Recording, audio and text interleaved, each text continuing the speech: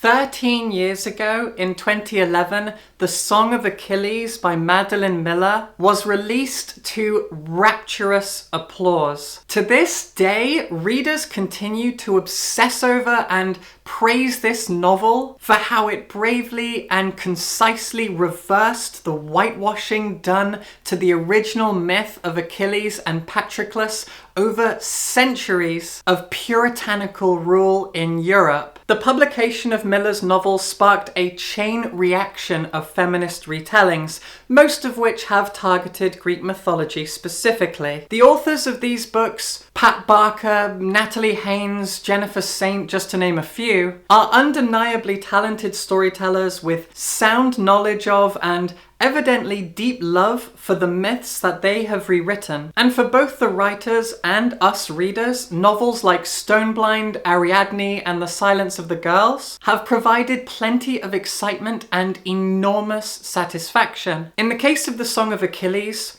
a wrong was being righted. But that isn't always the case. Many of these novels are simply giving the women of mythology their due. Women who have always been sidelined, footnoted, and generally repressed in favor of male heroes whose stories are often shared by men. Sometimes, as was the case with Stoneblind, these women were historically never given enough attention or dimension. They tantalizingly offer writers an outline on an unfinished canvas. And the writer can do as she wishes to colour in these women and give them real character and complete narratives of their own. Other times, such as with Electra or Clytemnestra, the women have historically appeared at the edges of men's stories, treated as objects, and so the authors have cleverly rotated the game board and presented familiar stories from the perspectives of those objectified women. This welcome and exciting trend has continued for more than a decade. Jennifer Saint, for example, has published a new book every single year for several years now, each one highlighting the life and experiences of a specific woman from Greek mythology. Ariadne, Electra, Atalanta, and Hera so far. And of course, we've also had retellings that have feminized, fixed, or reframed narratives from other places as well, such as The Wolf Den, which was set in Pompeii, or even the masterful sci-fi novel Iron Widow by Shiran J. Zhao, which retells the story of China's only empress in a world of mechs and aliens. And while there have been novels of this new genre that have failed to garner as much love and attention, for example, I personally found Claire North's Ithaca a pretty bland novel, they have all lived up to the feminist retelling brand in one way or another, until now. Just recently, Ava Reid's Lady Macbeth was published, and the more time that I sit with my thoughts on this book, the angrier I find myself getting. I praised this novel in a recent video, but only from the perspective of it giving me the spooky season vibes I've been looking for. And Lady Macbeth certainly delivers in that arena. It depicts a rugged, ragged, medieval Scottish landscape and a story of brutality,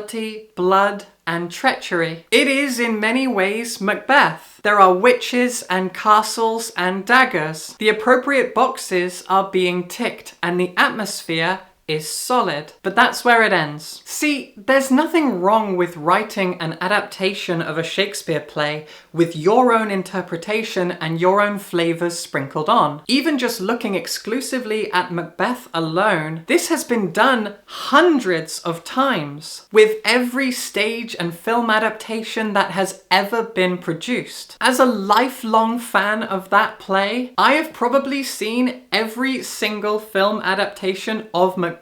From Roman Polanski's very faithful stage-to-screen adaptation to Joel Coen's recent A24 Darling starring the iconic Catherine Hunter playing all three witches. I love her so much. When viewed as just another Macbeth interpretation, Ava Reid's novel is fine, but the problem lies with how the book is being marketed, calling Lady Macbeth a feminist retelling. Because, well, It isn't. Dusting off my old English teacher hat for a moment, Shakespeare's Lady Macbeth is a power-hungry puppet master. At the very moment she receives a letter from her husband, cousin of King Duncan and Thane of Glamis, detailing a prophecy given to him by 3 weird sisters on a lonely heath, Lady Macbeth opens her arms wide with plenty of passion and zero reluctance as she summons a host of evil spirits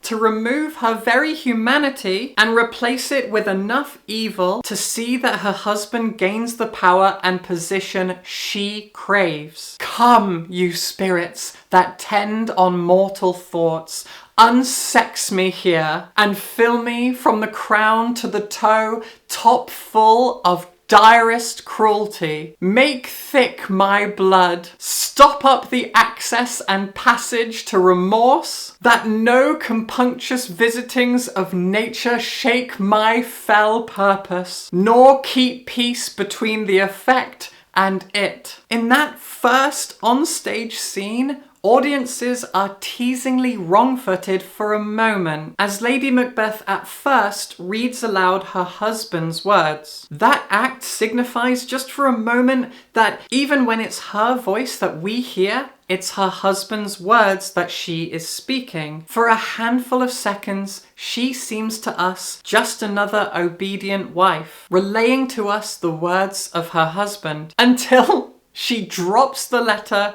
and immediately gives up her soul entirely of her own volition for a chance at the ultimate power in Scotland. The woman is a tyrant, a psychopath, an evil murderess, and we love her for it. As the play continues, she only solidifies how she manipulates and gaslights her husband and makes him dance to her melody. Was the hope drunk wherein you dressed yourself? Hath it slept since, and wakes it now to look so green and pale, at what it did so freely, from this time such as I account thy love? Art thou afeard to be the same in thine own act and valour as thou art in desire? Wouldst thou have that which thou esteem'st the ornament of life, and live a coward in thine own esteem, letting I dare not wait upon I would, like the poor cat in the adage? She is a fierce, fearless, ruthless monster, and we love her for it. Lady Macbeth is uncomplicated. She is a force of nature and of evil. Her actions speak to her ambition, and when it proves to be her undoing, we can confidently say that she made her own choices and was undone by them. She has strength,